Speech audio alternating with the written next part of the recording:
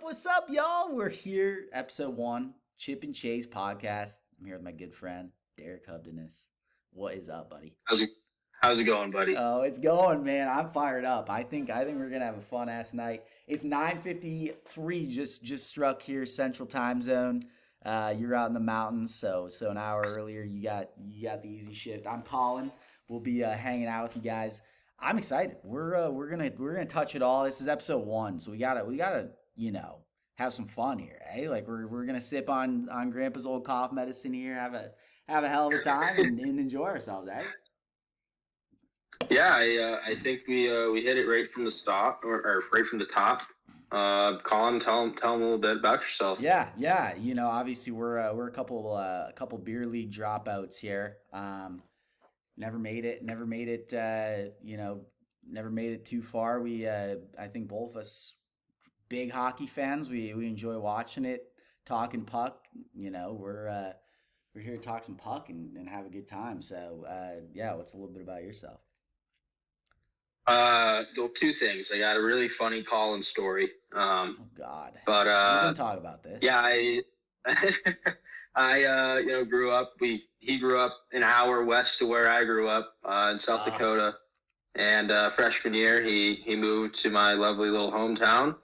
And the next year we played on the same hockey team. And rarely did I ever have a friend like Colin who actually enjoys talking hockey. So it was just kind of a natural friendship. The way we met was tryouts, whatever, teams got picked, and we were put on the same team. And one day in the locker room, I had a couple of buddies already on the team. I didn't really know Colin. We actually got coincidental penalties against each other in like sports or something like that. Oh yeah. And I was talking to some of my teammates, like, should we have a little get together? I'm probably 16. He's probably 15. Like, let's have a little get together tonight. And I go over to Colin. Don't really know him that well. I just know his name's Colin. This is when Ask FM was real big, and he's all over my Ask FM. And I go, this guy seems all right. So I go, hey Colin, like, you wanna come on over tonight with the boys? Hang out, get up to no good. What 15, 16-year-olds do. And ever since then, we've just kind of been like this. So that's my fun Colin story. Yeah. No, I think that night was like the first time I'd always played like NHL, but like playing against like the boys, like that's where we got into it. We played a few shell games. We've a couple legends we played with and against. We're those will come later though. I think we have plenty to unravel as this thing comes along here. And but yeah, that's a great way to get her kicked off. We're I mean, if all this goes well, we got some top tier guys we're gonna bring on as little guests or things like that. Couple legends. We're not gonna give anything away yet, eh? Or should we? No, that stays in the bag. That stays in the bag. Maybe an NHL or two, and we'll see. Guys, we're only here with the best. So, anyways, what do you think? Should we kick it off? What do you got? What's I think. First off, what an unreal NHL season, eh? I mean, from opening night back in October, even preseason, I think me and you, every September, we're always texting each other like, shit, when's it going to be October? Let's go. Yeah, so, absolutely. Unreal season, even before the season got going, probably top 3 storyline of the year, or maybe number 1, Mike Babcock? What do you think? It's a tough look. It's clear Babs hasn't changed, eh? Yeah. What do you say? That's Babs. I don't know what else to say other than, I've heard personal stories about him as well, and from what it sounds like, guy hasn't changed a bit. Well, let me hang on. Let me ask you this: put yourself in the shoes. You're in the room there in Columbus, young guy trying to make it in the league. Babs calls you in. Ask the seer phone. What the hell are you thinking? What do you do in that situation? What do you even say? I don't even know how I'd react. That's how genuinely off-putting that is, and how crazy the whole situation is. That it's like, what do you even do? What do you say? Yeah, I hope NHLers, if they got any like spank banks or anything like that, I hope that's not on their camera roll. They got that stuffed away somewhere else. So he's not seeing that, but he's probably seeing all the stuff you're getting up to during the summer, right? How many Colorado waters you dumping down their throat in the summertime? Yeah. How banged up the boys are getting at 3 a.m.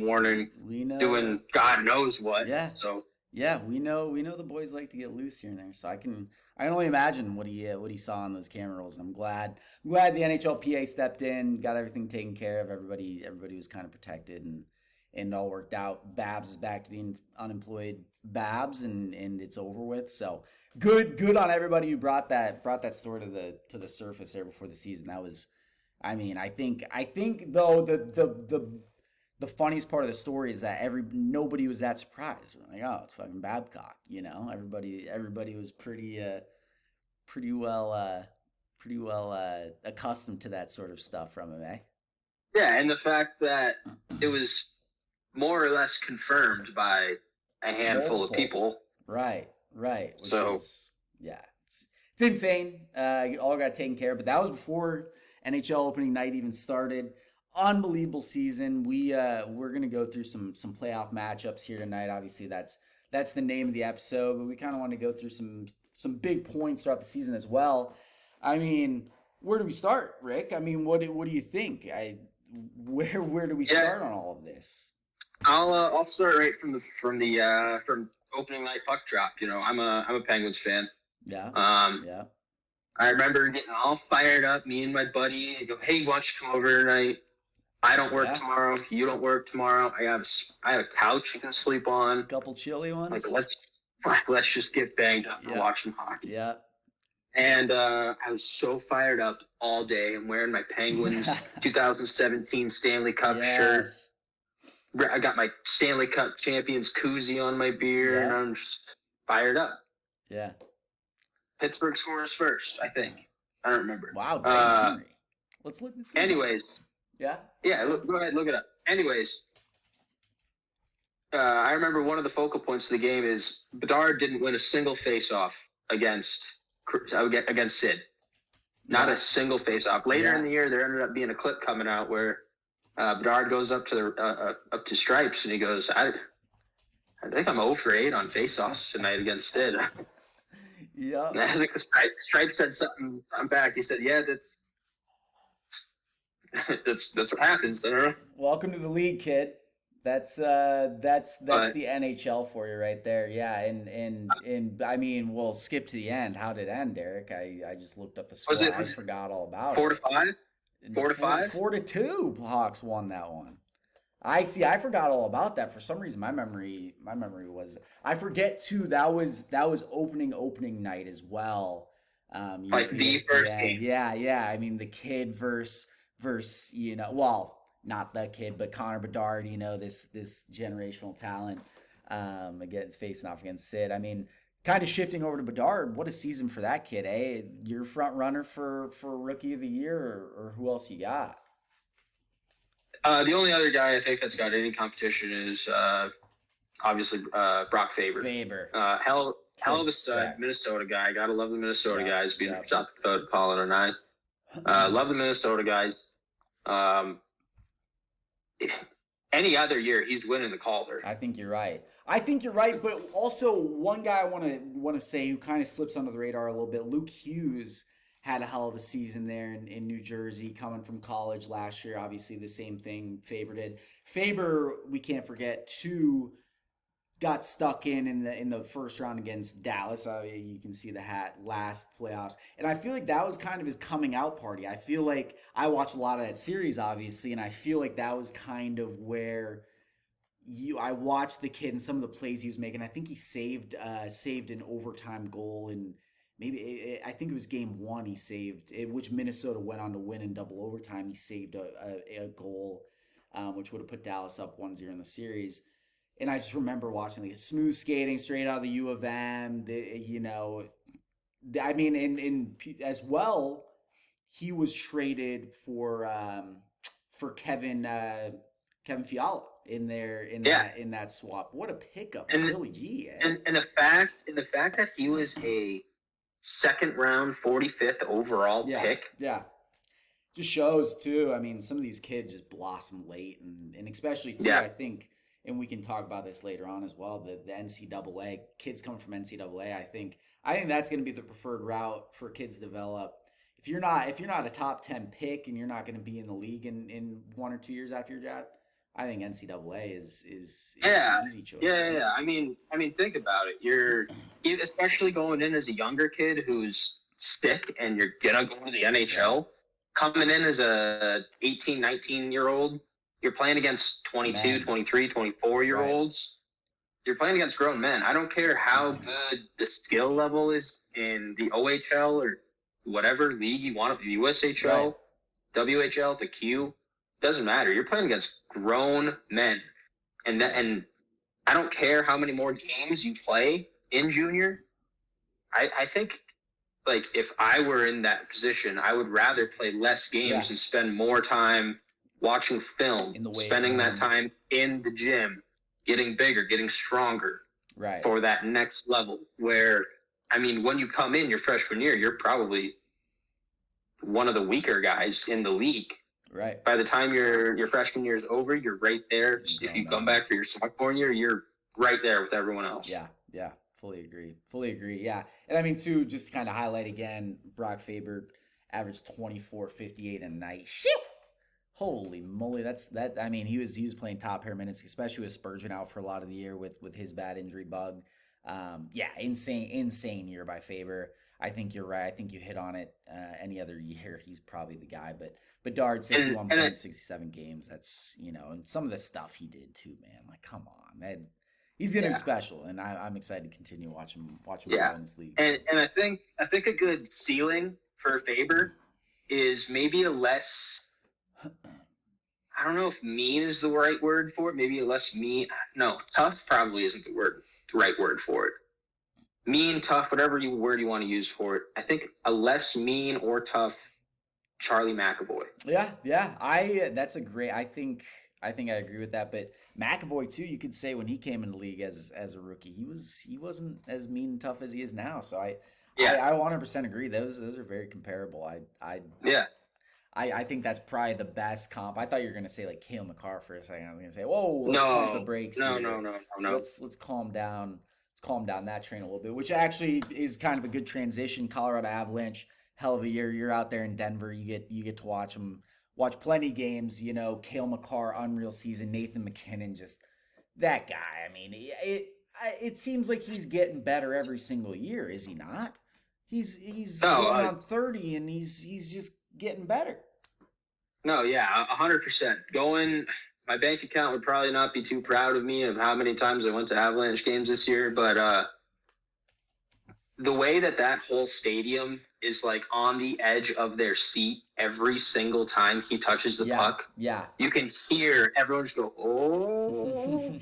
They know every time he touches the puck, something crazy is going to happen. Yeah. And more or less the same thing with Cale. Yeah. Every time 100%. He touches the puck, especially when he starts going up ice.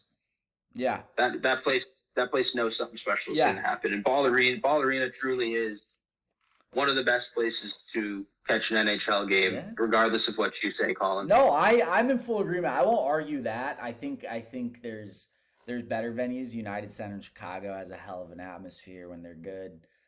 American Airlines Center in Texas, we got to get you down here to see a Stars game. But yeah, I mean, and I can attest to that. Obviously, I've been to a few Avs games there at Ball, and I was actually at the game last season. I don't know if you remember. Cale at one end lays down to block like a cross ice pass. It was a 2-on-1. Lays down, blocks the pass, gets up, goes down. I think he went down on possibly a 2-on-1 of his own. I forget who he was with, and buried it on the other end. Like the guy, he's does it on both ends. He's probably the Norris winner this year. What do you think? I mean, who else do you think? I mean, let's call a spade, right? The Norris is whoever has the most points as a defenseman. Yeah. And that was Quinn Hughes. Yeah. No, that's a very good point. And I mean, Quinn Hughes in his own right. But the thing too, points per game, Cale actually did fare better than Quinn. Kale only played 76 games, 89 points. Quinn 81 games, 91 points. And actually, Quinn, they just played tonight, so I believe he's going to have played all 82. So I mean, is there an argument there? Obviously he doesn't have as many points, but his points per game are better. What do you think? Yeah, what, he missed 6 games? 6 games, yep. 6 games, and he has how many less points than Quinn? 2 less points than Quinn.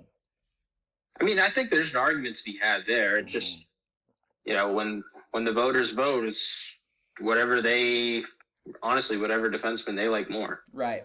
So, I think year in and year out for the next 10, 15 years, we're going to have this same conversation between Quinn Hughes and Cale Makar. Yeah, you're right. I don't think this is going to be our last time having this conversation. I think next year, around this time when we're sitting around, doing the same thing, we'll probably be right back here. And two, I truly don't think there's anybody else even close. Obviously, Roman Josi had another freaking insane season. And Bouchard up in Edmonton had an unreal year. You could say he gets helped out on the power play there. Plenty of power play points on that team. But yeah, really Quinn and Kale, they're neck and neck. As well as there's, I think there's going to be some guys coming in still. As we said earlier, Faber's going to have a hell of a career. I think Owen Power still has more of a ceiling. So yeah. I'm interested to see what Lane Hudson turns into. Yeah. He made his debut the other night. Obviously, they played a back-to-back with Detroit. The second night of that back-to-back, they went to a shootout, and Marty threw him out there. Kid's got some hands. He didn't score on the shootout goal, but I was impressed. The thing with him, you got to wonder how that frame's going to hold up. 5'9", 160 soaking wet. This is a league of Tom Wilsons, and you got your Matt Rempes now and things like that. Which kind of brings us to our next point, is this kind of I wouldn't call it a heavyweight league, but it almost feels like Rempe and some of those guys kind of brought back the heavyweight vibe to the NHL this year. What do you think? I think we're certainly trending that way, and that's something that I'm not going to say is what got me into hockey originally, right. It's a selling point for damn sure. Yeah. You can't tell me. Right. You can't tell me someone. I mean, obviously, there's going to be the people that are like, oh, concussions, the CTE, CTE aspect, yeah. But fighting is a part of the game. It's always been, and I would love to see maybe not as much of a resurgence of it as there was in like the late '80s and the '90s, right? But knocks being shut more than there has been in the last 5 to 10 years, for sure.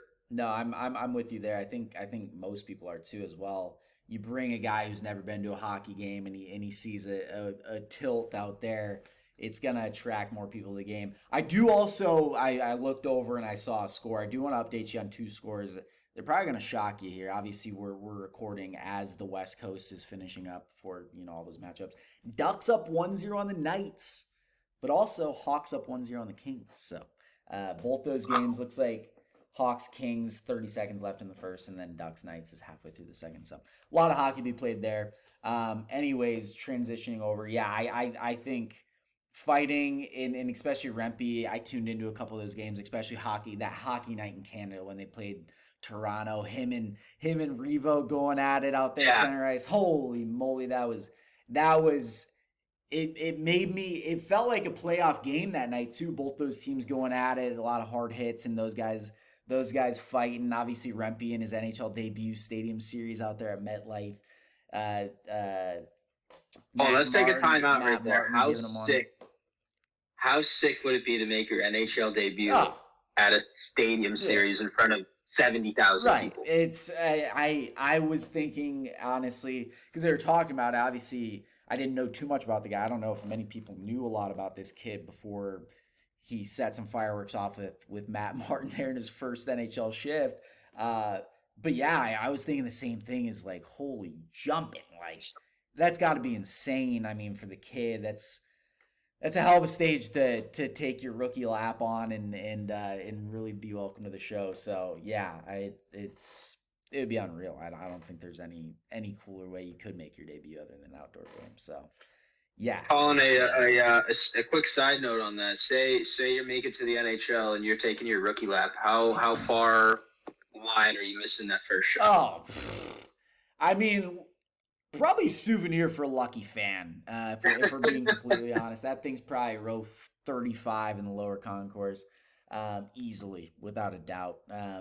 Yeah, that there'd be some grease on that thing. Rookie lap, you got to be jumping a little bit. Heart rate's got to be Or either that, or it's going to be just an ice.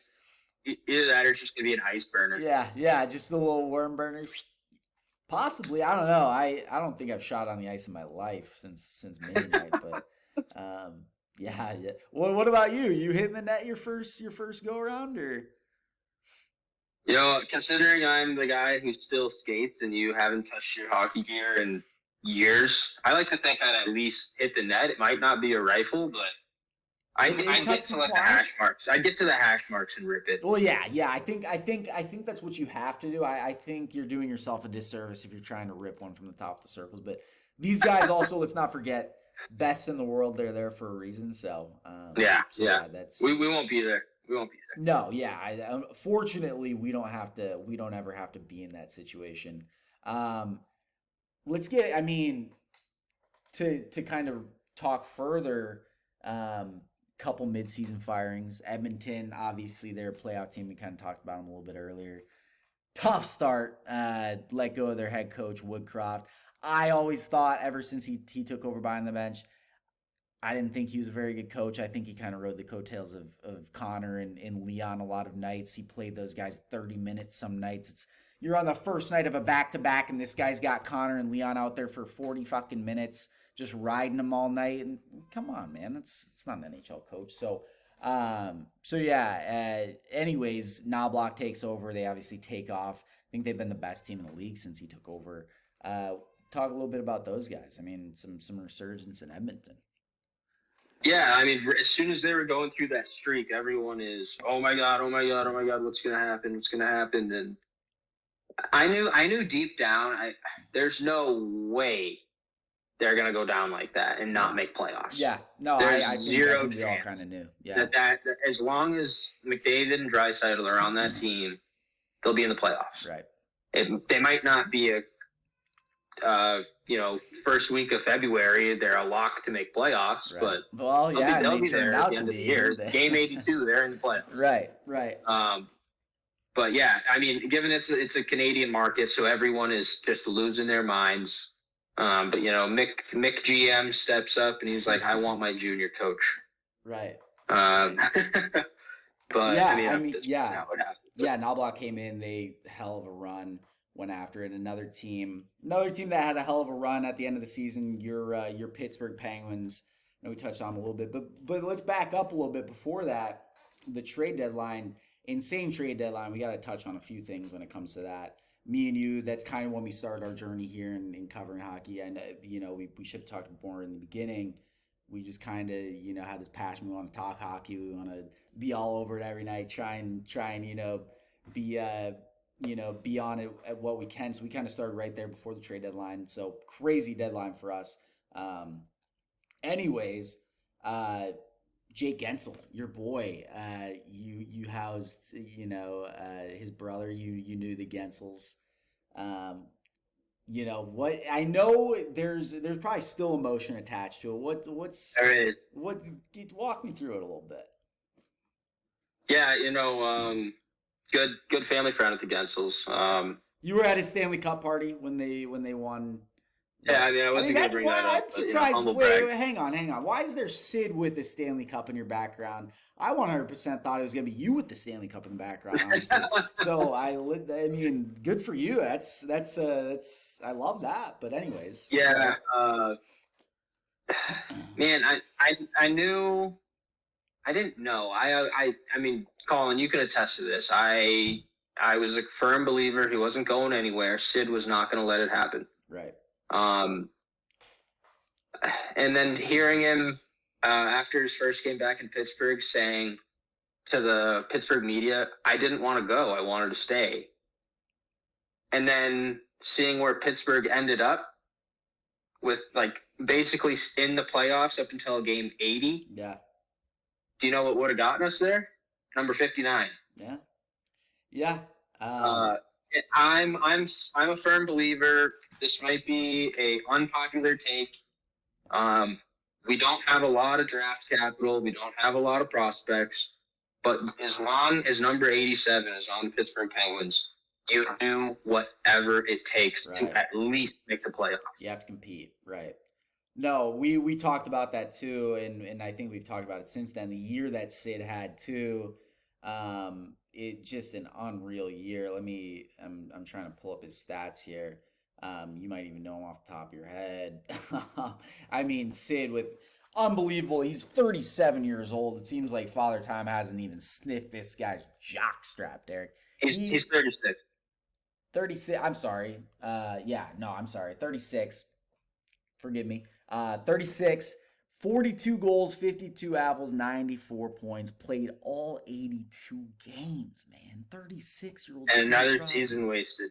And he didn't make the playoffs. That's just, it's a disservice. You know me. When we met, that was kind of something that we really got into. I hated Sid. As time's gone on, though, I've gained a respect for him. Obviously, we all know when he first came to the league, he was a little punk trying to make a name, and I think Bedard's kind of getting to that stage too.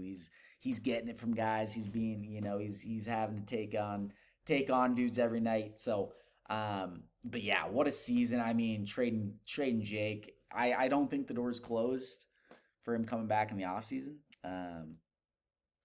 I maybe my hot take of Penguins a day removed, a day or two, whatever it was, of not making playoffs. My hot take is, why the hell did we trade for Erik Karlsson? Yeah.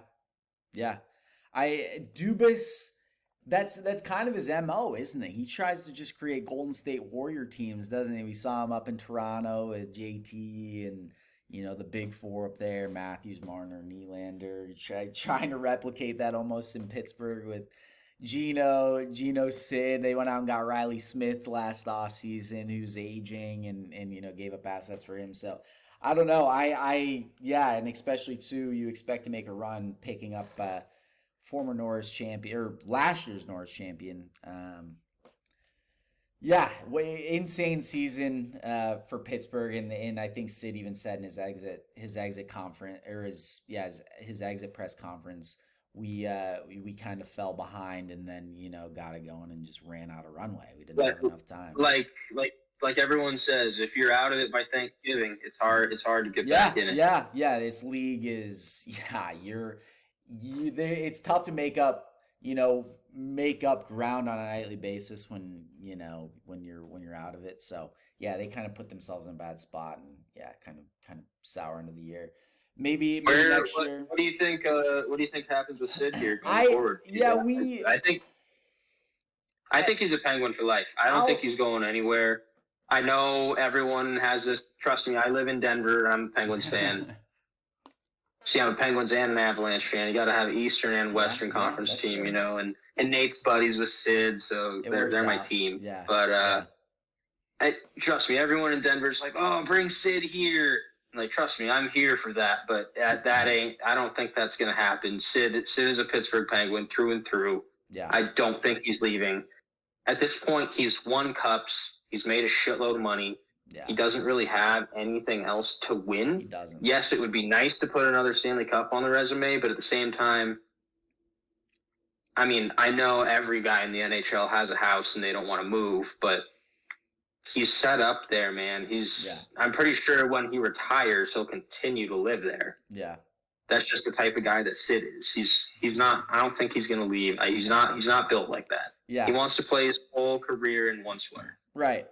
And that doesn't happen much anymore. No, I agree. I was going to bring up Kane and Taze in Chicago. Kind of felt like those two won multiple cups for that city, had a lot of success there. Obviously, we all know about the other stuff that went on, which is probably the reason they didn't retire Blackhawks. But it just felt weird seeing Patrick Kane in a Rangers jersey last year and then Red Wings this year. Sid, if we saw him in a different jersey, I don't know how I'd react. I think it's gonna be the same thing with Ovi. I think he's gonna retire Capital. I think it's I don't see him going anywhere else. I don't know if they'll extend him this offseason. It might be another trial run next year to kind of see how things go. I think it's going to be a big offseason for Pittsburgh. We'll cover more. We're going to do an offseason preview in a few episodes. We've already talked about this.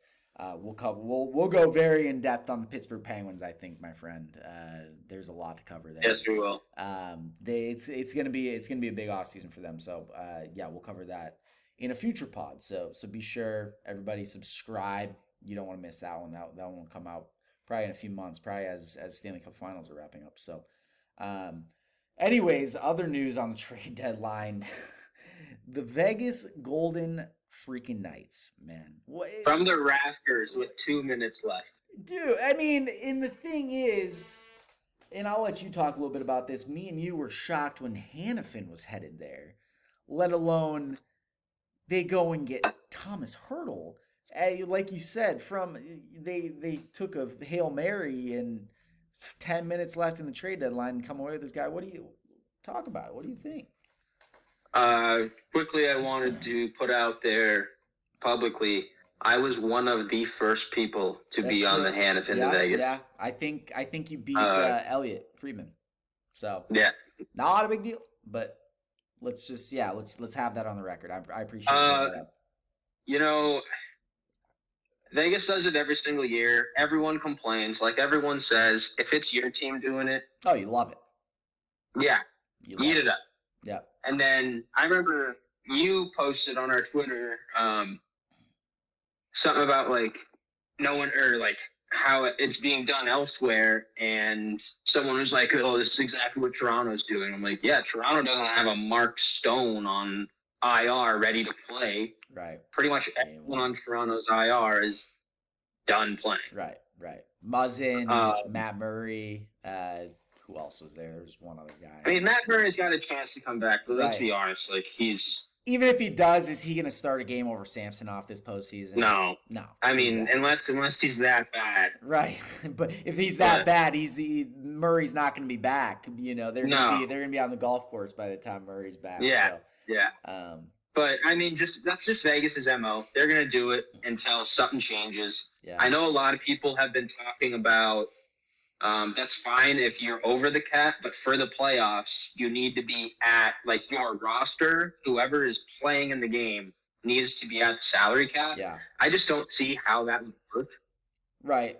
Given the current CBA too, that's a fluid situation. However, I do think in the future, and maybe not, it might be up for discussion in future CBA deals, but nothing at the moment that is, but yeah, I mean, like you touched on it. If it's your team, you absolutely love it, but it's the same team as well. I mean, they just signed Hannafin to that. What was it? A 7x8 or an 8x8? It was a 7.35, I think. Yeah. 7.735.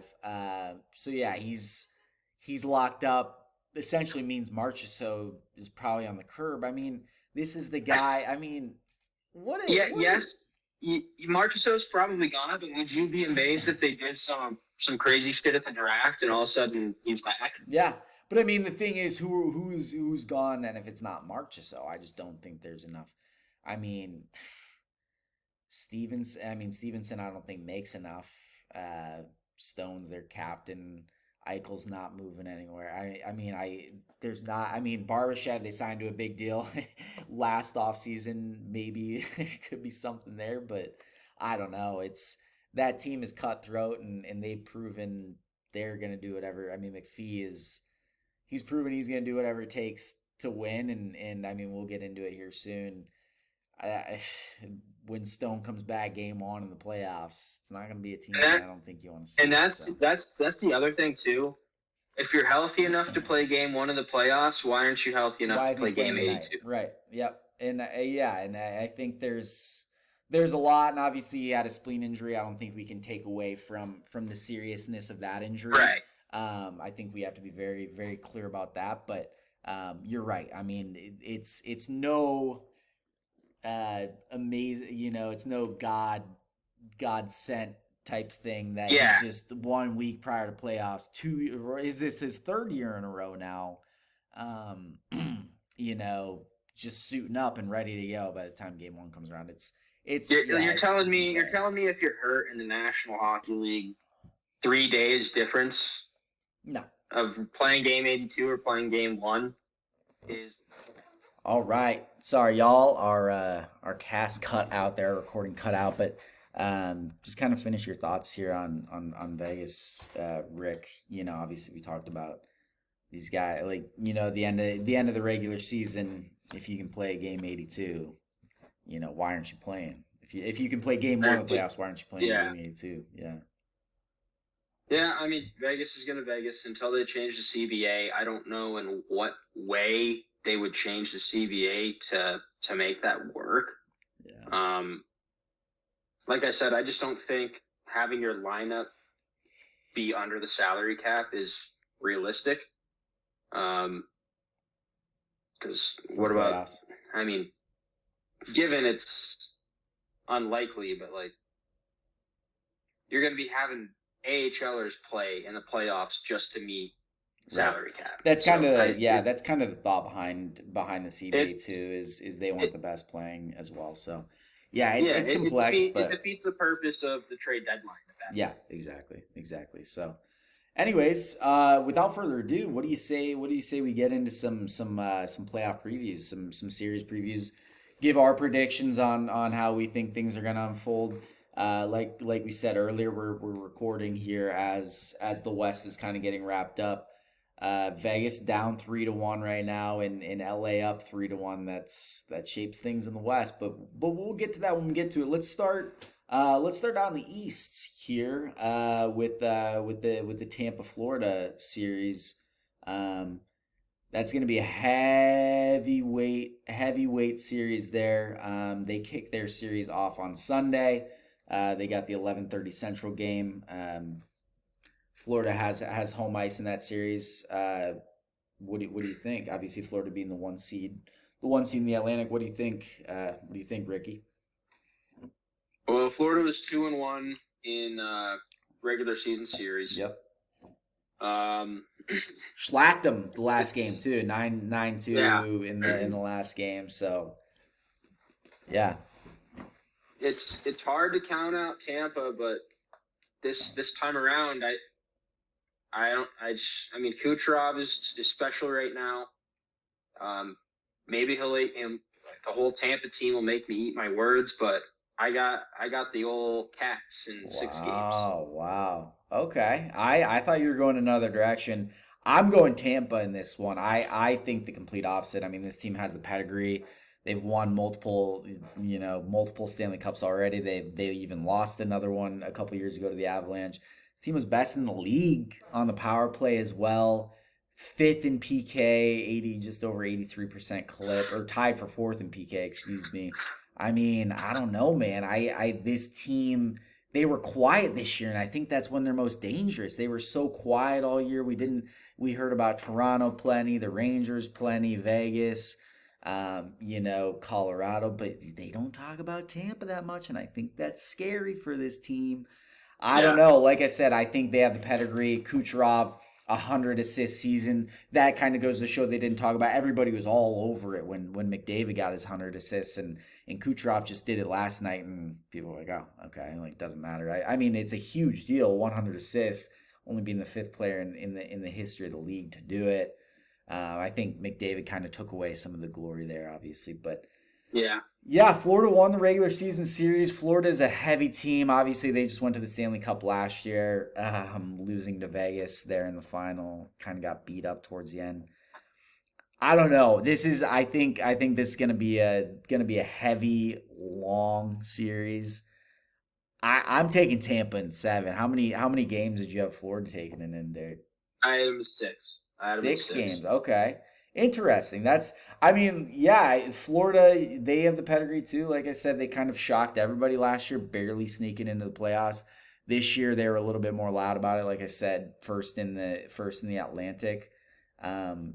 It's tough. It's tough to pick against Florida, but I think Tampa just their special teams are special, and they kind of short up that back end with Dumba there, and I don't know. It's hard to bet against Vasilevsky too. That guy when he's playing. And he had the first half of the year off too, so he should be plenty rested.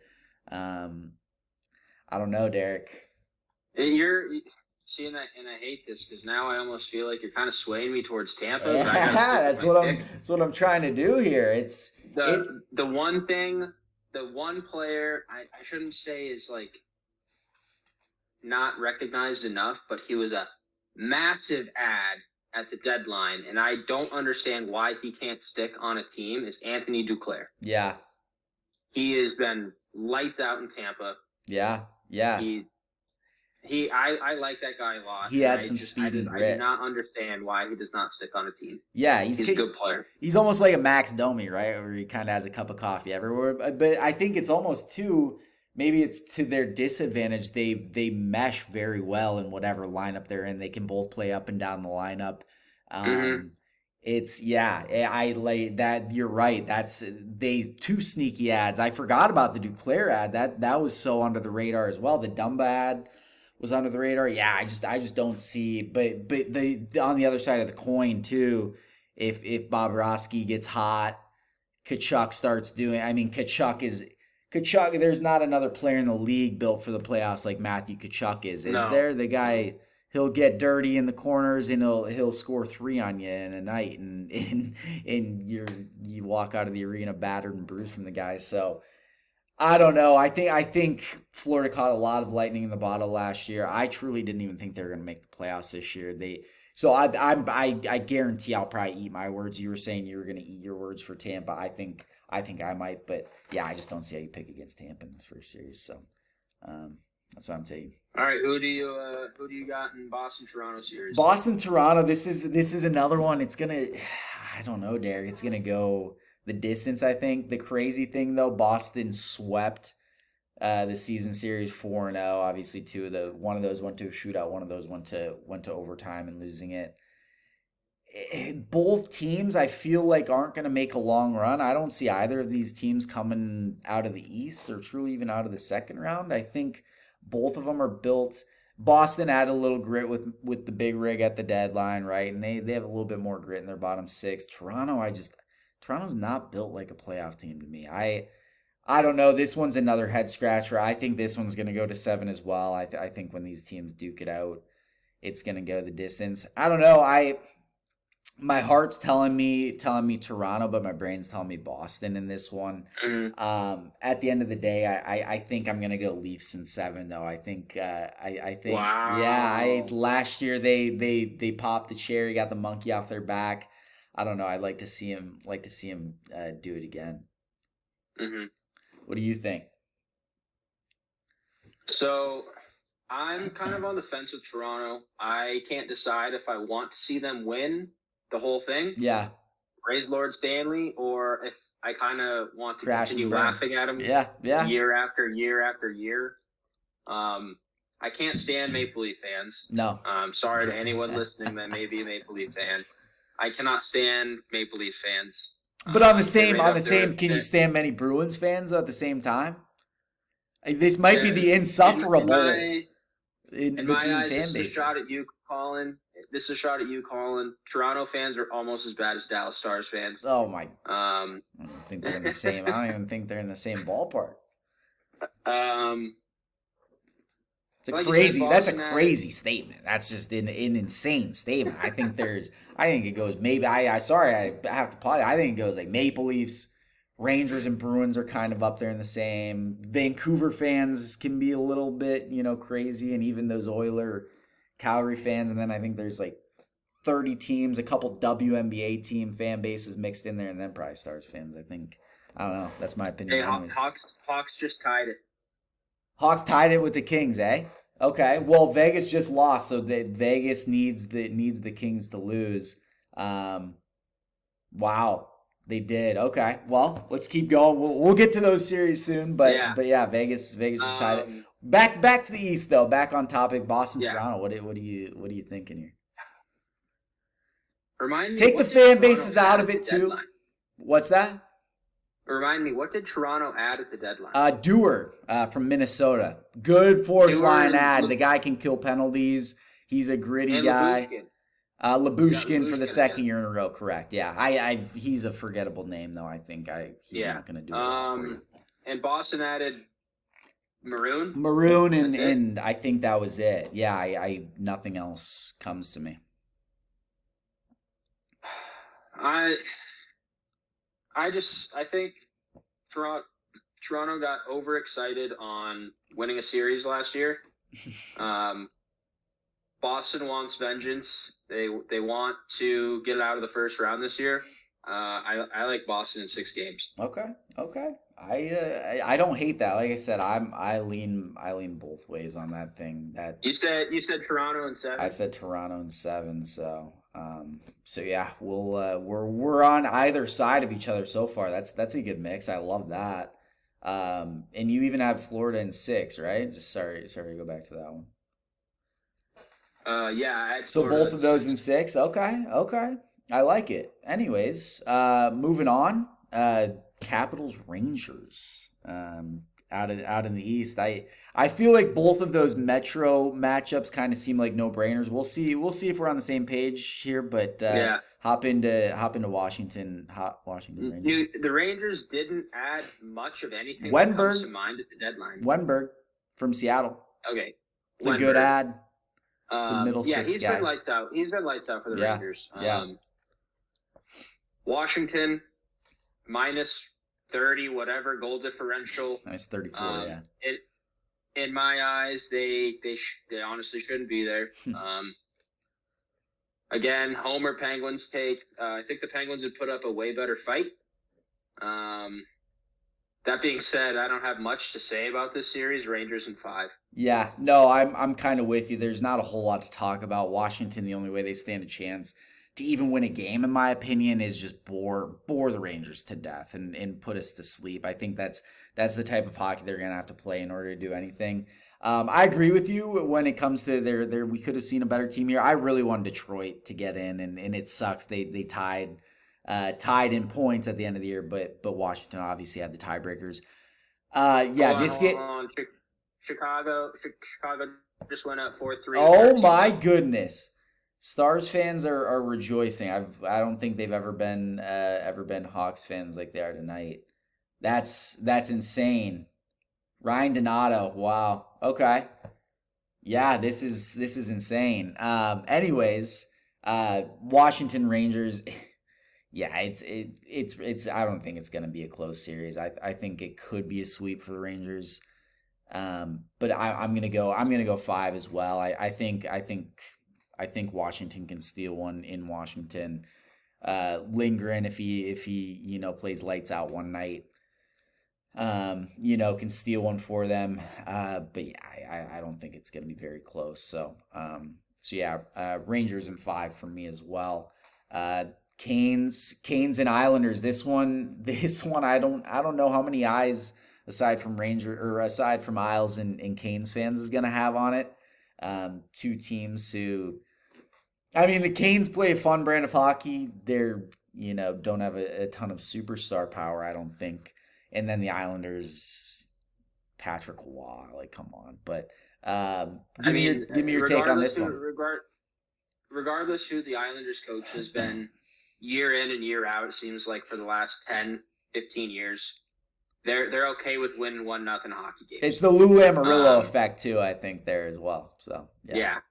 That is the only chance the Islanders have in this game or in this series, is hoping that Carolina's man-on-man just doesn't work out for them in the playoffs.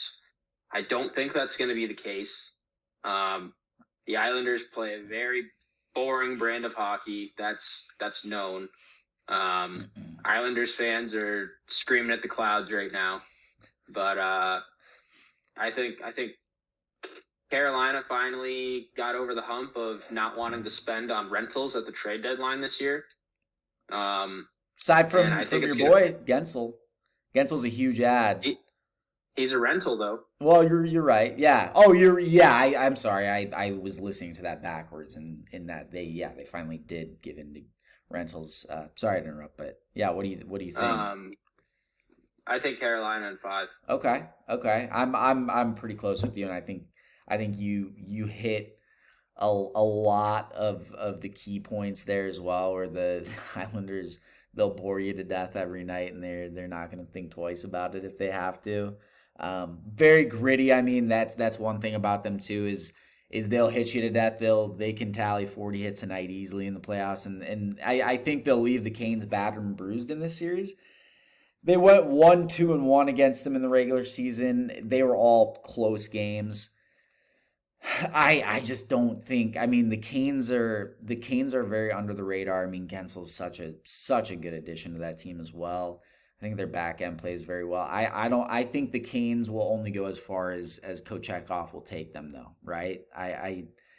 He scares me. I don't think he's gonna take them very far. However, though, I think he does do enough in the first round, and I actually have the Canes sweeping the Islanders in this one. Okay.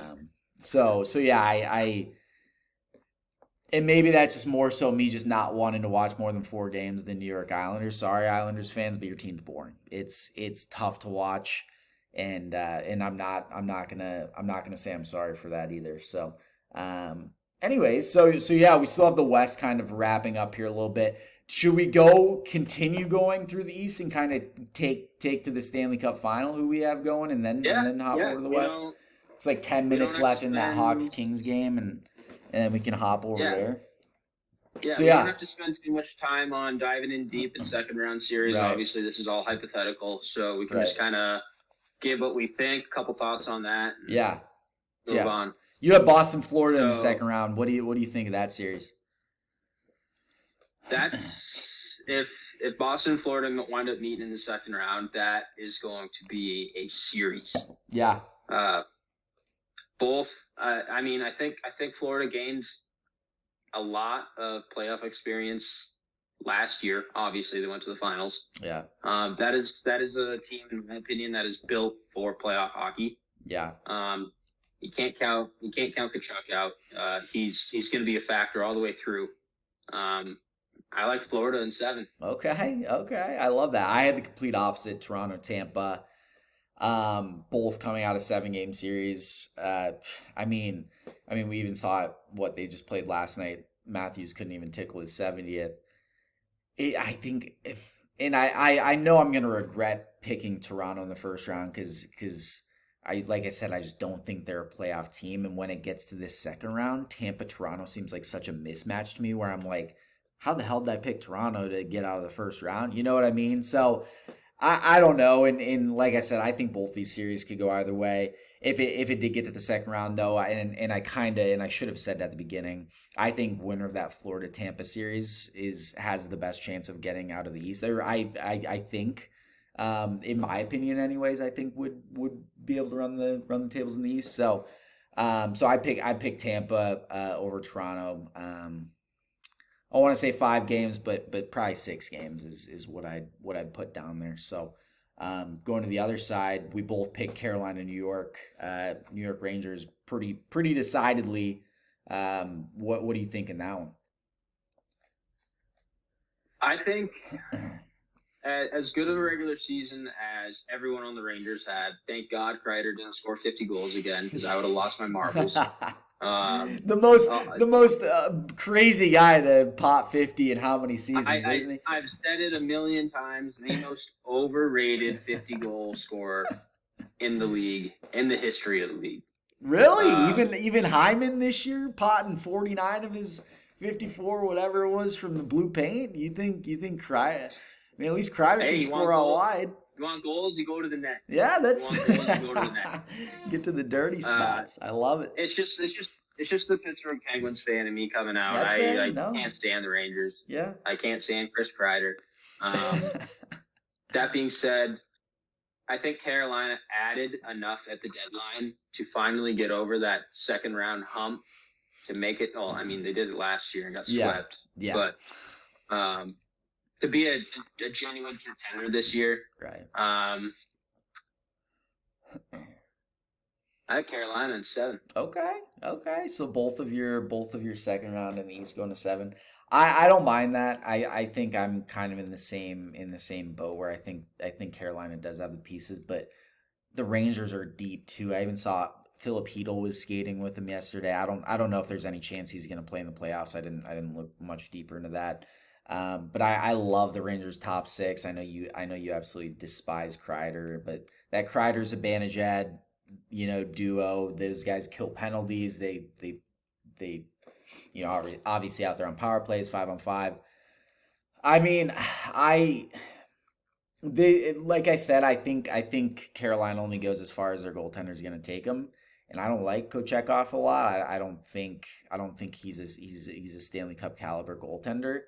I think when you match everything up, your forwards, your D, I think they match up so well, Carolina and New York. And then when it comes down to goalie, I think Shesterkin is far away better. Stats may not say that from the regular season, but I think playoffs. I think we always talk about it as just a completely different game. So I when it comes down to it, I'd take the Rangers in that one. I'd take them in 6 to give me a Rangers Tampa Eastern Conference final.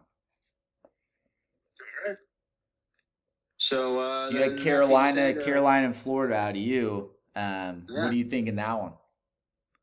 Who's your Eastern Conference champion? So as much of a Gensel homer as I am, he'll always be a Pittsburgh Penguin to me. Yep. Might be back this summer. You never know.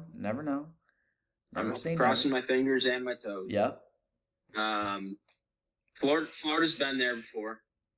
They know what it takes. I like them a lot. And if Bob can do anything like he did in last year's playoffs, it's kind of a layup for Florida. That let me throw in something though for you too. Going back to back in this league is tough. You don't have any doubts that fatigue can set in for this team. I mean, we saw it at the end. The Stanley Cup Finals against Vegas, they just simply ran out of gas. I think that was more of a factor than Vegas being as good as they were in Vegas. Kind of waltzed to the Stanley Cup Finals. Didn't face an elimination game going to the Stanley Cup Finals. Florida, and especially that gauntlet, their first round series. Just to throw a hypothetical in for you here, make this harder on you. But you don't think fatigue is going to weigh in on them as they go down the stretch? They're more of a team this year than I think they were last year. Yeah, I can agree with that as well. Yeah. But then on the other side of things, Seth Jarvis and Jake Gensel have been playing so good. They found it. I'm surprised. I love Jake. I love him as a player. He's a great dude. Yeah. It pains me to see him play with someone other than 87. But Florida looks really good. That being said, got Carolina in 6 Okay, games. I knew you were gonna go that route. I knew it. You're teasing me along, but I don't hate that. To add Gary Bettman, that would be his nightmare Eastern Conference final, being Florida in Raleigh, Miami, and Raleigh markets. Gary would absolutely not stand for that. But I love it. In Carolina, I mean, like I said, their team, I think if they just had a little better goaltending, I'd have them easy in the Eastern Conference final. But I had New York, the Rangers, Tampa Bay. Like I said, Tampa's pedigree and Andre Vasilevsky, a healthy Andre Vasilevsky, is just it seems like a team like we were talking about with their additions at the deadline too. I think Dumba's built for the playoffs. The guy hits. He plays a tough, gritty game. Last year, he almost ended Joe Pavelski's career in Game 1 of the Wild Stars series. Duclair too, just to name a few, and then Mikey Eyssimont plays well in that bottom 6, and Nick Paul always seems to just go off in playoffs. It's hard. This is very hard for me to pick against them, but New York just kind of feels like, and to the President's Trophy jinx and stuff, they're just so strong, right? They're strong down the middle. Their defense with Lindgren, Fox, Miller back there. That Brendan Smith kid is sick. Rempe's going to come in and provide some energy throughout the playoffs. He's probably not going to be an every night guy, but I think he could come in and give some spark. Wenberg, I don't know though. That, like I said, the more I talk about both teams, the more I like them both. Um, with that said, though, I think this is the year. I think the Rangers can get over the hump. I think the Rangers in the Stanley Cup final, out of the East. That's my pick. In that series, I think it'd go to 7. I love both those teams, the Rangers and Tampa. I could, and like I said, Tampa, Florida is I think one of those teams could very in that coming out of that round 1 series could very easily be the team out of the East. So yeah, New York is my Eastern Conference champion. But swinging over to the West now, just a few minutes left in Hold on, that. going back to what you said about in my bracket, Florida, how banged up they were, and how hard it is to repeat. People are saying they're the new Tampa. They're the East Tampa. That's fair. Yeah, and especially if they beat Tampa in that first round too, that could be kind of the passing of the throne there. Yeah, and like I said, Matthew Tkachuk is like, if you could design a player for playoff hockey or look one up in the dictionary, like playoff hockey player, Matthew Tkachuk is that guy. Everything about him. Yeah. He's built for the NHL playoffs, and there's just no arguing that. So looks yeah. like 4 minutes left there in that Hawks Kings game. I think by the time we get through these other series, that thing should be about wrapped up. Let's start. We talked about this one a little bit. Vancouver, Nashville, there in the West. Nashville didn't show much fight in the regular season. Vancouver swept it 3-0. They haven't played each other since December 19th, though, Ricky Bobby. That's a long time ago. What is that? That's 4 months ago now at this point. Santa didn't even fit his fat ass down the chimney by the time they saw each other last. What do you think in this series? Well, that was also before the infamous Sphere concert that Trotz just kind of put the hammer down on. What do you think of that move, by the way? Let's pause for a second. What do you think of that? I want you to put yourself in his shoes as a general manager, as well as if you're on the team. I can see that going both ways. The team, Trotzy, we've been bad the last couple of nights. Like, we just need to go out and blow some steam off. And they were bad. They were bad in that stretch too. Yeah, they were not great. And I could see it, we need to go blow some steam off. Right. Whatever the case may be. But I also see it through Trotz's eyes of, fuck no, you guys ain't going to a concert. No shit. You guys are professional hockey players that are in a losing streak right now. You're not going anywhere near the Sphere. That being said, I reside more with the players. I'm a players guy. Yeah, I love that. What do you think? I'm kind of in the same boat. I see both sides of it. As a player, I'm sure these guys spent some money on these tickets. I've looked at the get-in price of that Sphere out there in Vegas. Woo! That thing will put a dent in your wallet and you won't recover from. I mean, me and you wouldn't recover from it very quickly. These guys are stacking sheets every week. I could very well, I could very well see how that could be something that could work against Trotzy as well. And kind of these guys like, fuck this, this guy, why?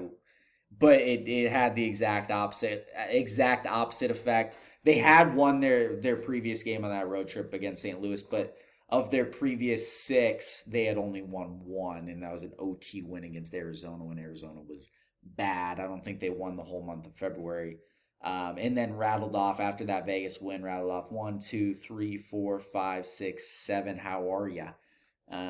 7 in a row. So it seemed to have a good effect on them, and really that stretch right there, you can look back on and say that's why they're in the playoffs. So yeah, I mean, it as a player you gotta hate it, but I see Trotz's side to it. But anyways, without further ado, Vancouver, Nashville. What do you think about this one? I know we both love Vancouver. We pump 81's tires there as much as we can. But give your thoughts here. Nashville's been hot lately, man. Nashville's been hot. obviously the run that the Canucks have been on this year has been something else. Yeah. There's a lot to be said about Tocchet, and they got depth scoring in that team. Primarily number 81. Yeah. He's Garland and been, Bluger, and he's even been playing up and down lately too. His whole line, that third line, I would argue has been the best line in hockey through the regular season. The Dallas Stars might have something to say. The Dallas Stars third line might have something to say about that one. You're such a homer. They got something to argue with. Let's put it that way. That's an argument to be had over one of the best third lines in hockey. And I mean, Dakota Joshua won the team award for most underrated or underappreciated player, whatever it might be, or the unsung hero. That's what it was. Yep. Nashville got hot at the right time, though. There's no argument. I think they're gonna be a force to reckon with in the playoffs. That being said, I got Vancouver in 6 games. Yeah, I agree with everything you said. Vancouver they're a good hockey team. The one thing that scares me about Vancouver, though, their PK tied for 25th in the league. They just didn't have a great penalty kill this year. A lot of that could be in part Joshua missed a month back there. He's a big part of their PK and what they do on that PK. I think adding Zadorov helps. Zadorov is a playoff prototype D-man. He's going to play hard every night. He's going to be banging bodies. He's going to be 5+ hits every night on the score sheet. Same with Dakota. I just worry about the rest of that Vancouver team up and down the lineup. I mean, Besser's not going to...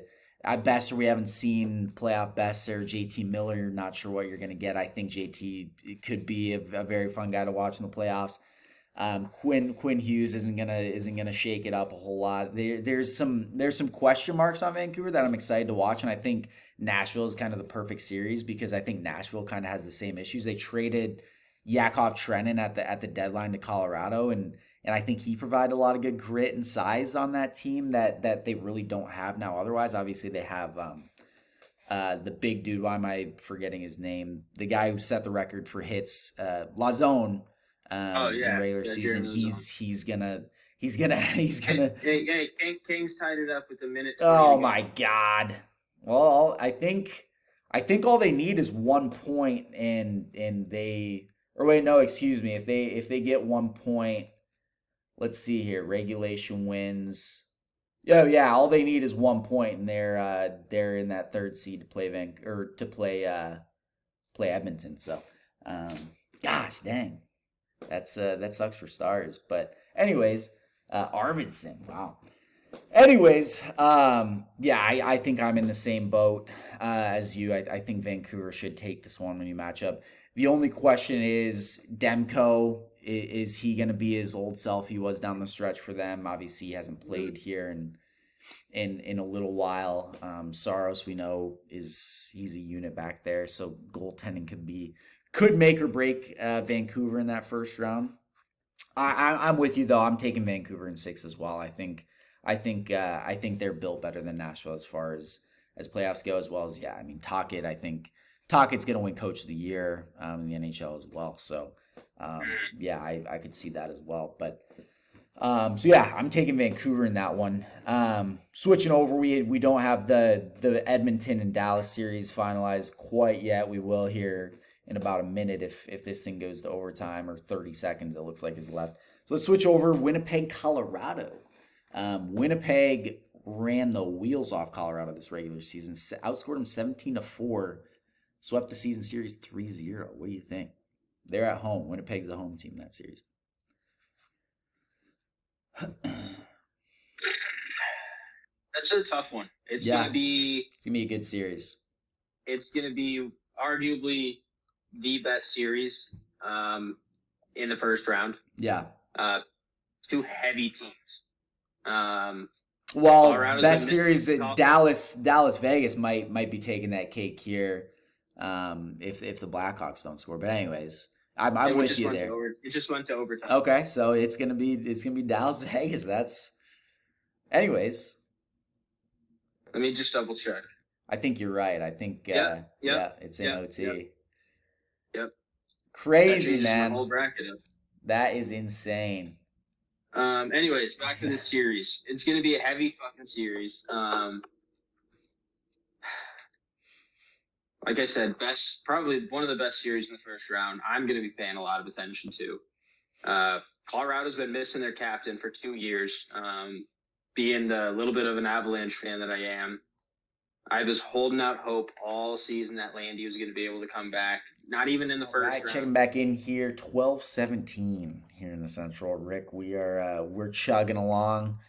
We just wrapped up the Edmonton LA is now a confirmed series, with LA getting the 1 point, and actually they won in overtime against Chicago there. They finished it off. Dallas, Vegas screwing the pooch, game 82, losing to Anaheim. Between Dallas and Edmonton, though, I'm not sure which team I'd rather face in the first round. We'll get to that soon. Next up, we're going to talk about Winnipeg, Colorado. Winnipeg swept that season series 3-0, outscored the Avs 17-4 in that time. What do you think of that series, Rick? Where's your head at? Well, Colorado's still missing their captain. Living in Denver, following the Avalanche, mainly because I live here. Now I've kind of started cheering for him. Yep. I was really holding out hope that Landy would be back. It sounded like he would around like November, December-ish. Yeah. I was hearing like May 15th, maybe like second round, third round. Yeah. Now it's sounding like probably not at all. Maybe opening night next year.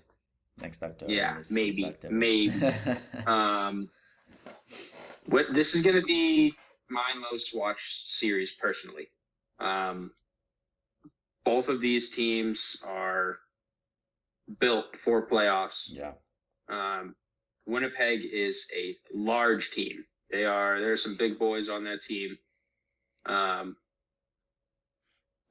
call a spade a spade. Winnipeg has beaten the wheels off of Colorado this year. Yeah.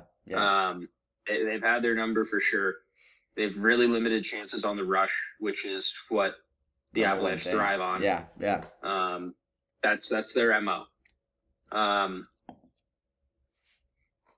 Winnipeg is going to be a tough out, and the way McKinnon has been playing this year, and how last year ended in Game 7, I was at that game in the 300 level, screaming my ass off. The way the season ended last year is definitely leaving a sour taste in all the Avalanche mouths. Yeah. The way that McKinnon has been playing this year with Drouin, he started the season off rough. He's been lights out. He found that magic back with me. I got Colorado in 7. They are not going down in the first round. Yeah, I don't think I can argue much with you there. Yeah, the Drouin story is crazy. He was a health bomb a couple games there early on. We thought, maybe it's not going to work out for him. Colorado, added so much at the deadline, man. Trennan there to shore up their middle, win faceoffs, kill penalties. Who else they had? Middlestat there, another that would be my only question mark is, can Middlestat be a second line center on a playoff team? In the playoffs, right. He's not gonna get dirty in the corners a whole lot. He's not gonna do a whole lot like a Nazem Kadri kind of brought to that team at the 2 center when they won it all.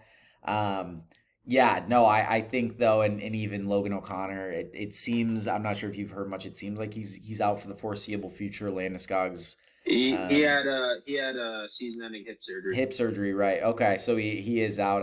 My mind did serve me correctly there. I think OC, he's huge on their penalty kill. He brings a lot of grit and stuff to that bottom 6. That's a tough loss. Obviously they still have Cogliano and a couple other pieces. Winnipeg, though, it's I have a little bit of recency bias too. Last year, off air, we were talking about how they just got the wheels just spanked off them against Vegas last year. A little different story. Colorado or Winnipeg was the wild card team in that one. Didn't really stand a chance. Winnipeg just this year. I mean, Hellebuyck winning the Jennings best save percentage in the league, and he's just a wall. But it's really going to come down to if Winnipeg can control the neutral zone and in the Avs' chances off the rush. I mean, as well as if you're going to take special teams are going to come. Winnipeg's special teams are horrible, Derek. I mean, 29th in power play in the league. San Jose Sharks had a better power play than them. Like, that's despicable. And then their penalty kill isn't much better either. They were tied for 29th with, they were 27th, 77.3% PK. If they're taking a lot of penalties against the Avs, I mean, special teams are so huge in the playoffs. If they're taking penalties, that Avs power play being as good as they are, they're 5th in the league. I think it comes down to special teams. Like I said, I think Hellebuyck's going to carry him as far as he can, but I don't think it'll be enough. I'm going with you. I'm taking them in 7. I got Avs in 7. So it's going to be a fun series, though. It's going to be a lot. A lot. Whatever team comes out of that, they're going to be battered and bruised going into round 2. That's for sure. So yeah, it kind of reminds me of the Dallas Minnesota series last year. It went to 6, but it was a heavy, hard series for both teams. This one reminds me a lot of that. So moving on back out to the Pacific, like we said, this one just got shored up no less than 30 minutes ago. Edmonton, LA, 3rd year in a row. What do you think? More McDavid and Leon magic. Yeah. Leon's got at least 3 in him from the goal line. You know that's gonna happen. Last year, number 29 on Edmonton made me a shitload of money. Yeah. Next goal scorer, first goal scorer, more than anytime, 2 or 3 goals, couple anytimes, whatever you can put money on the Draisaitl goals in the playoffs. It's not yet failed me. Yeah. Didn't he end the playoffs still number like 2 or 3 in goals, even though he didn't play the last 2 rounds? Yeah, just insane stuff what he was doing last year. LA, did they start off really? Yeah, they started off really hot. They couldn't lose a game on the road. Skid. Yep. Fired Todd McClellan mid-season there. Insane kind of story what they've been on. Doughty called him soft. It's not LA's year. They're not gonna beat Edmonton, especially in round 1. Yeah. McJesus is gonna do McJesus things. Skinner is gonna continue to do what he's been doing. Yeah. And that's playing lights out. On a side note, what the hell is gonna happen with Jack Campbell this summer? That's a whole other conversation. We'll talk about that later. I can't decide between 5 or 6 games, but Edmonton likely probably in 6. Yeah, no, I like where you're at there. I don't think I can argue anything that you said. Edmonton is just a lean, mean machine. What scares me with Edmonton is sometimes their defense. Darnell Nurse back there, Evan Bouchard's been known to not really take care of his own end sometimes. That's what kind of scares me. LA is gonna, they're gonna play a boring game. If they get out to a 1-0 lead, they're gonna be fine keeping that 1-0 lead. How can you against McDavid and Draisaitl, you ask? They're gonna try and clog up that neutral zone and make it hard on Edmonton. I don't think they can do it enough though. I think I think you're kind of right on it with Edmonton is just too strong of a team. Coming into this one, LA's kind of had a crazy year. LA too, I kind of question their grit and being a playoff team. I think Doughty's going to drag them into it. I think Doughty obviously is the lifeblood of that team, and he'll try and drag guys into the fight with him. But I don't think there's enough grit there to really do it. I mean the Kings, one thing going for them though, second best PK in the league, going against that Oiler power play that finished 4th. Like I said, I just don't think it's enough. 97-29 on Edmonton.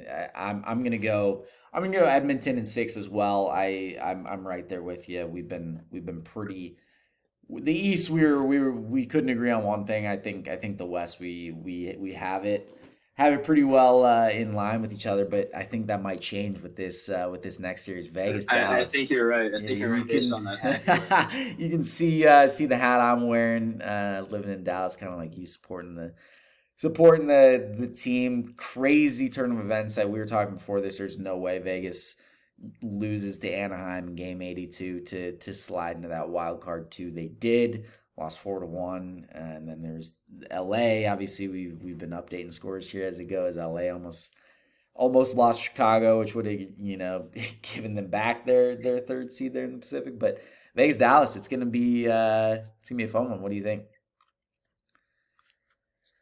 This changes, like, what just happened in the last 30 minutes changed my entire bracket. Yeah.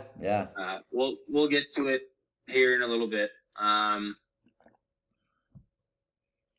Dallas is built for the playoffs, as you've been telling me all year long. But game 1 of the playoffs, guess who's coming back for the old Vegas Golden Knights? Yep, their captain. Yeah, their captain. This is gonna be a tough series again. It's probably gonna be another series that I watch very closely. Yeah. I want to give Dallas the upper hand in this series, but with what Vegas added at the deadline, I don't think Vegas is going to win by a landslide. I think every single game is going to be tough and gritty. Yeah. Dallas is not going to make it easy on Vegas, but I got Vegas at 7. Okay. Yeah.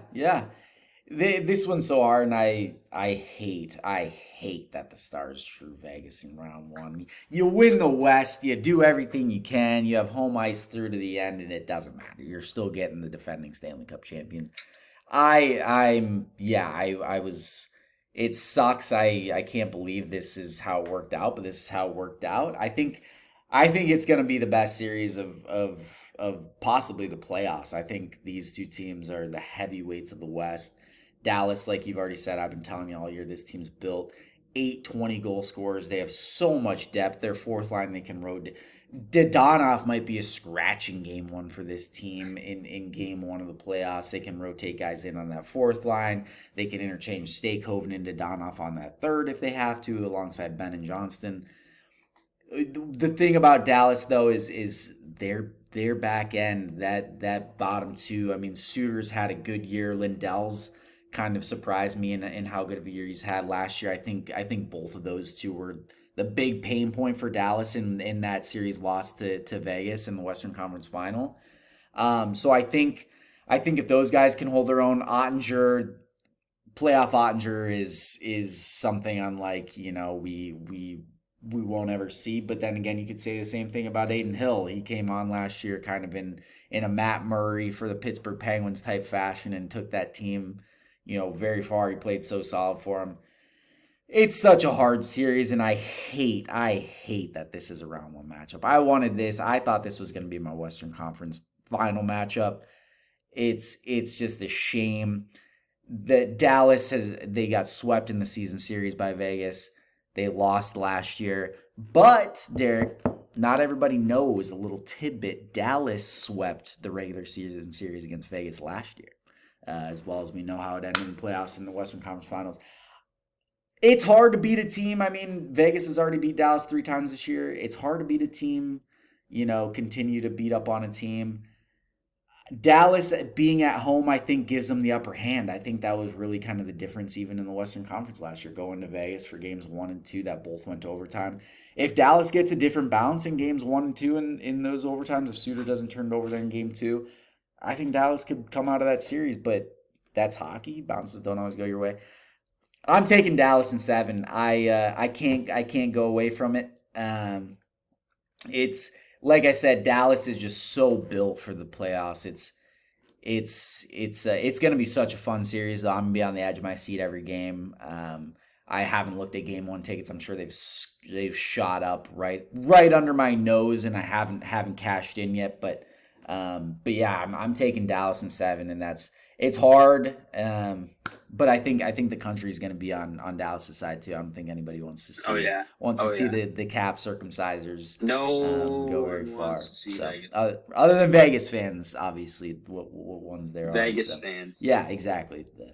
But yeah, so yeah, that's round one. We got wrapped up. We were in agreement on a lot of it. Edmonton, Vancouver in that second round. That's gonna be a fun one. And Vancouver kind of beat up on Edmonton this year. What do you think? Happens there? Is it gonna be Vancouver, Colorado, second round? No. Colorado would play winner of Vegas, Dallas. So it would be Vancouver, Edmonton. We both picked those two to go. Oof. Yeah.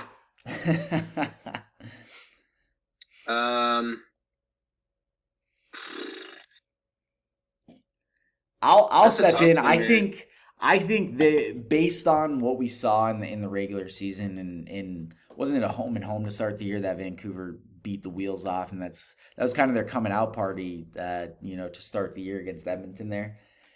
The playoffs, though, like I said, are completely different. I think these teams are so similar as far as their forward depth, their D depth, and even their goaltenders.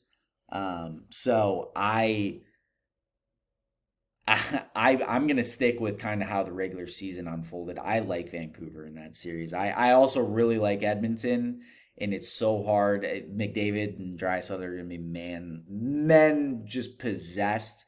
I think McDavid wants the Stanley Cup more than anything. And now that they don't have to face Vegas in round one, this kind of gives them an easier route to do it. But no, actually, I talked myself into it. McDavid will be a man possessed, and I think they'll win that series. I don't love that pick, but I think it comes down to 97 just being a series breaker. So I'm gonna go Edmonton in 7 on that one. Edmonton 7. That's a tough one for me. I'm getting flashbacks to the first game of the year when Canucks beat the wheels off of the Oilers. I think it was 9-1. Yeah. You told me, ride Dakota Joshua, anytime goal scorer. I'm like, I don't know about game one. Trying to make sure some money. As shit. Yeah. Sure as shit, he fucking scores.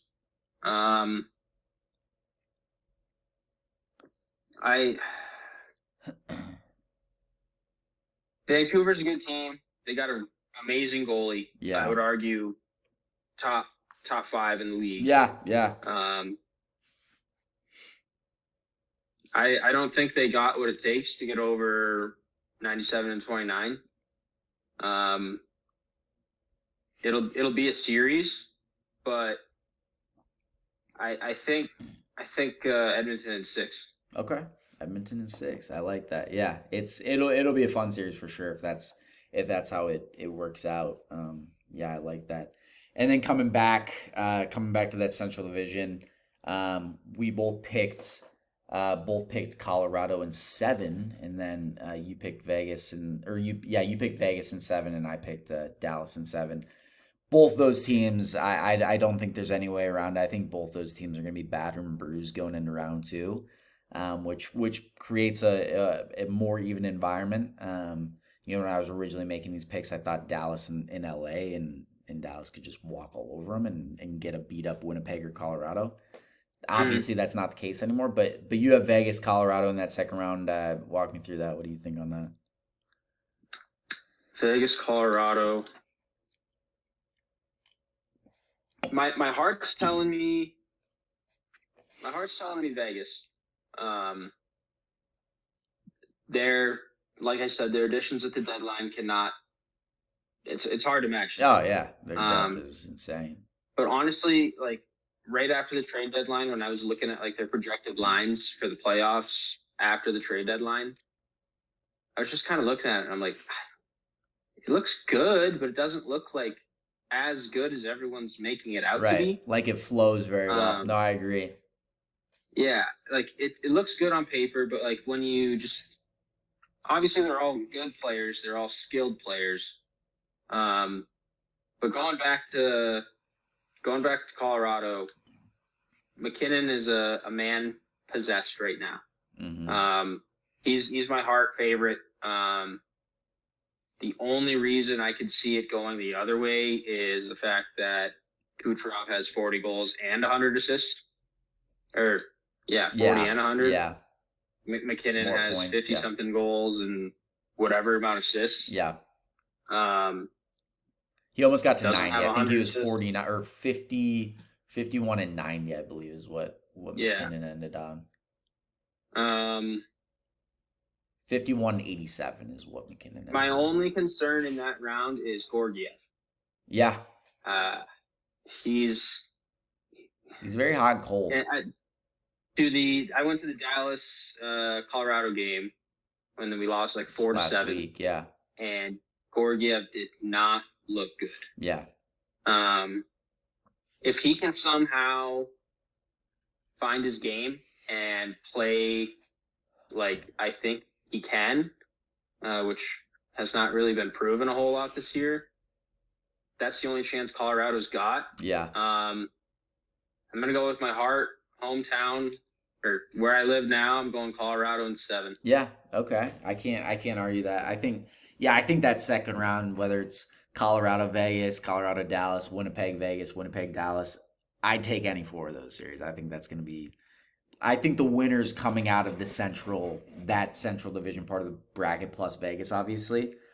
I had Dallas, Colorado in the second round. I think that would be such a fun matchup. Obviously, we watched it last week, Wednesday night on TNT, or was it on ESPN? I forget.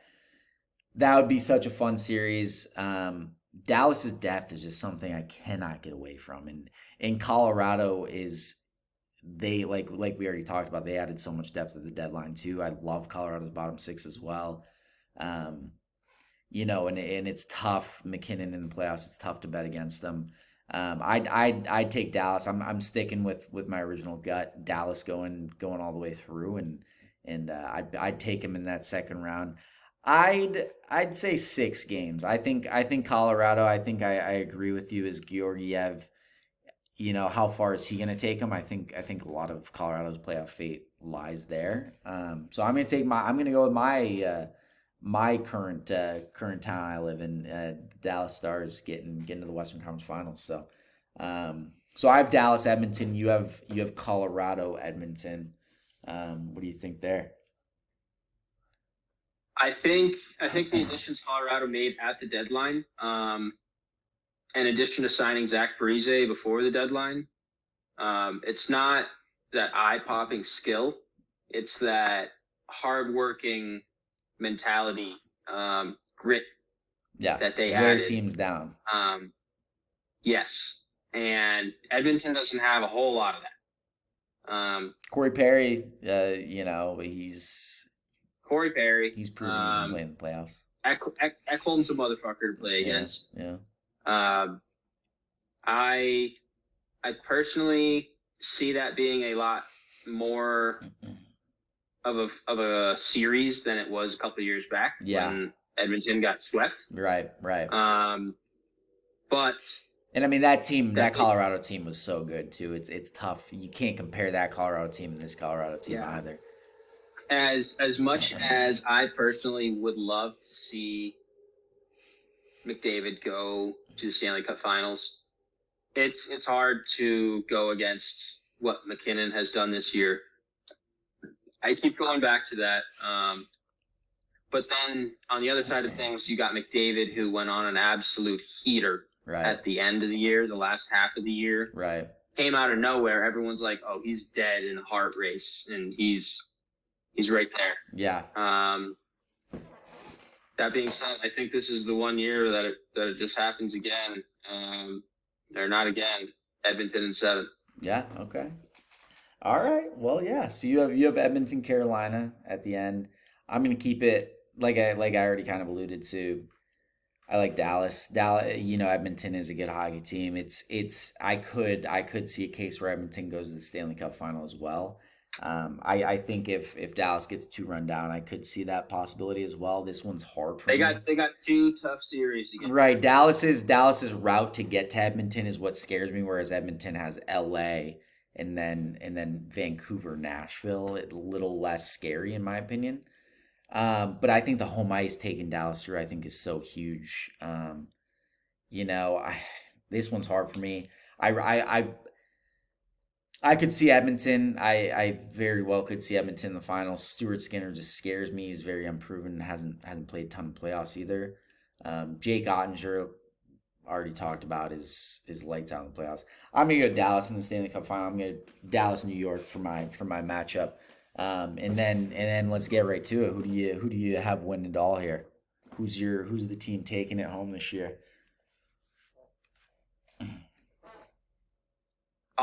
Connor and Leon are driven this year, but on the other side of things, we got Jake Gensler going for his second cup. Yeah. Obviously, this is all hypothetical. We'll be back here for Series 2 second round predictions and conference final predictions, and then from there on, it's a little bit more set in stone.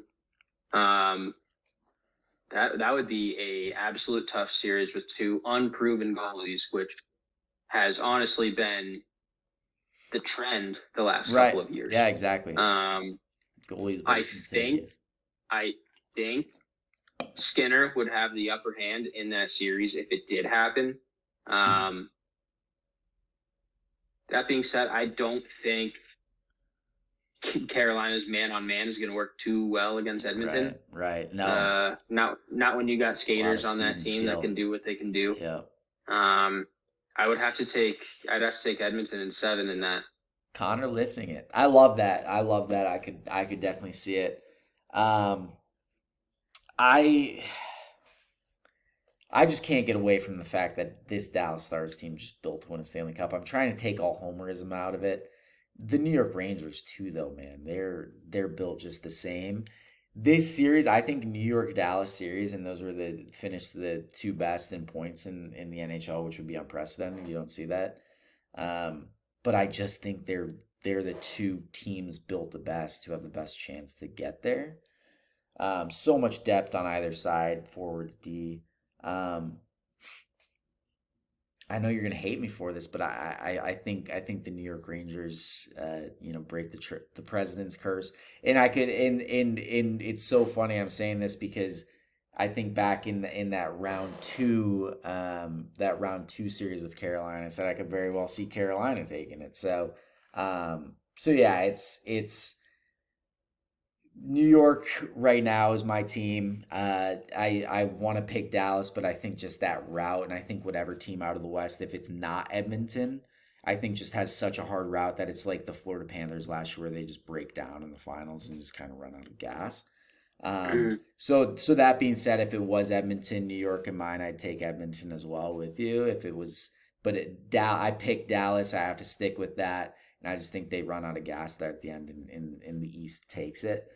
So yeah, I'm picking the Rangers. So yeah, it's gonna be fun. It's gonna be really fun next 2 months. This is the hardest trophy to win. We'll like we already said. Many games?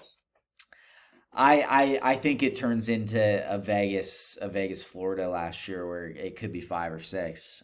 I think whatever team comes out, like I said, if it's not Edmonton coming out of the West, I think whatever team comes out battered, bruised, and just beaten to shit. Even if it is Vegas, even if it is Winnipeg or Colorado, if it's one of those 4 teams coming out of the West, I just don't think they have enough steam at the end. I think that those 4 teams are just so good. And to where I want to pick one of those 4 teams, but that's why it's the hardest trophy to win. You have 4 juggernauts in the same section of the bracket where it's so hard and it's I think New York just has the easier route there. I think, like I said, Washington, they can handle them in 4 or 5, and then Carolina, I could see them even taking care of decently quickly as well. Before like I said, then I think they get tested in that Eastern Conference Final with one of those, Tampa or Florida. But anyways, so yeah, it's gonna be a fun. So 2 months. I got Edmonton. You got New York. Yep. I swear, I hope it's not New York for the sake that I hate that goal song so much. You're gonna have to hear a lot of it if it goes the way I think. But yeah, so we'll have updates every round. We'll do previews of the rounds all the way through the Stanley Cup Finals. To kind of wrap it up, let's talk a little bit about the Arizona Coyotes. Such sad scenes down there. Yeah. Obviously fully finalized this afternoon. They're moving to Utah. It's done. What do you think about that? Just personally speaking, like I have a good friend of mine here in Denver. He lived here a couple years before I moved out here in 2018. He's originally from Philadelphia, and he moved to the Phoenix area when he was 5, 6. He's a couple years older than me. And he went to the very first Phoenix Coyotes game. And last night after beer league, big 7-1 must-win game. Not a big deal. Not a big deal. Got the dub. Sitting in the bar after beer league, I asked him, like, would you have played hockey if the Phoenix Coyotes didn't exist? And he goes, probably not. Yeah. There's a lot of people that are in that boat. Yep. I cannot imagine if I grew up in an NHL market, grew up following that team, and then just swept out in a blink of an eye. Yeah. It seems all season long, we're staying here. Whoever runs that Twitter account is a fucking clown. Heard it say it's Murillo's son. Junior's running it. There's confirmed sources, which makes it all the more wild, and it's right on brand with that guy. Yeah, it's so bad, and I think the writing was kind of right there as soon as they lost that Tempe vote. Yeah. Which is really unfortunate because that would have been a great place to put it. It was going to be right on top of a dump.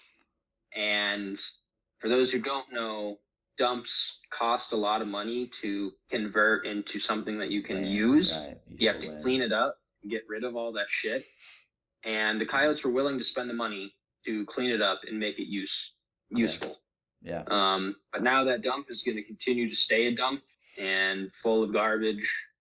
It's really unfortunate, and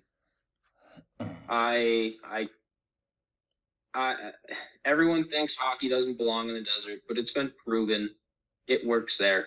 When they play downtown, they're sold out every game. Yeah. Just like most other NHL cities. And I was looking today, and the place where the Utah team is going to play is 14,000 for a hockey arena. I even saw 12,000 for hockey. I think it was 14,000 for basketball. So yeah, even worse. Yeah, and if I'm a Coyotes fan, and even if the NHL is like, hey, if you can figure out your stadium situation, we'll bring a team back here as soon as you guys are ready, 2028, 2029, whatever it may be. If I'm a Coyotes fan, I don't want Alex Murillo anywhere near that. I don't want him anywhere near that. And I know that's kind of the agreement the NHL worked out, is if Alex Murillo can figure it out, they'll bring it back. Right. I don't know how I feel about that. I would not personally want him anywhere near there. And just all the smoke and mirrors this year that the Coyotes have put out is really just a fucking shame. Yeah. And I really genuinely feel for everyone in Phoenix, because that can't be easy. And think of all the youth hockey programs that may take a hit from there not being an NHL team there anymore. Kids aren't going to watch them. Yeah. You know, it's really unfortunate. And I was talking to my buddy who grew up with the Phoenix Coyotes. I was like, what if, like, you guys have a pretty bright future. You got a bunch of young studs. Right. And now that's all gone. And yeah, so what if you get a expansion team and you pull a Vegas and you end up winning in 6 years, but like it's not the same, you know? Yeah. It's not the same team. You might have the same jerseys, the same logo, the same name, but it's not the same team. It's not going to be the same. Right. Yeah.